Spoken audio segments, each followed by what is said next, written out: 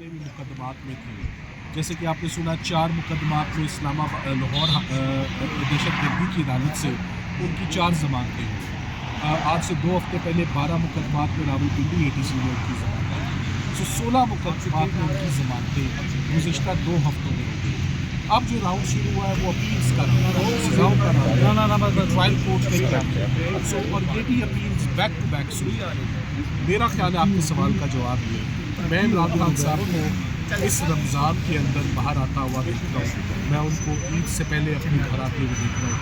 मैं ईद से पहले तमाम केसेस को लड़खड़ाता हुआ और तमाम केसेस को एक्सपोज होता हुआ देखता हूँ। मुझे ये लगता है कि उनके जो दिन है अंदर वो अब दे आर नंबर्ड नाउ और प्रोसिक्यूशन के सारे केसेस अब ख़त्म हो चुके हैं, कोई मुकदमा पीछे रह नहीं गया हुआ।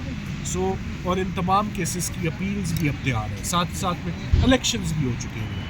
इन सारे मुकदमात का डायरेक्ट कनेक्शन और नेक्सस तो पॉलिटिकल विक्टिमाइजेशन है। पॉलिटिकल विक्टिमाइजेशन जो करनी थी वो कर ली, जिन्होंने ओहदे लेने थे उन्होंने पोजीशंस अपनी संभालनी है।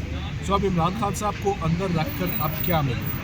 मुकदमों में तो कुछ है नहीं, क्रिमिनलिटी उनकी है नहीं, कन्विंस्ड कोई भी नहीं है कि ही इज़ क्रिमिनल माइंडेड और ये इज़ डन एनीथिंग रॉन्ग। ऐसे लोगों के ऊपर जो पहले केसेस बनते हैं वो मिसयूज़ या करप्शन के बनते हैं, तोशा खाना या कोई घड़ी का या किसी ट्रस्ट का या शादी का या कोई दहशतगर्दी का या मर्डर का या साइफर के मुकदमे बनाना इस बात का इंडिकेटर है कि कोई रियल क्रिमिनलिटी सरकार के पास इमरान खान साहब के ऊपर है ही नहीं सिरे से। तो जब नहीं है तो फिर ये सारे केसेस शॉर्ट लिव्ड होंगे, ये सारी प्रोसिक्यूशंस कलैप्स होंगी। It's a matter of time. Thank you. तो आप कह रहे हैं कि खान साहब ईद बनी गाला में पढ़ने वाले हैं? मेरा तो यही ख्याल है। थैंक यू, शुक्रिया, थैंक यू।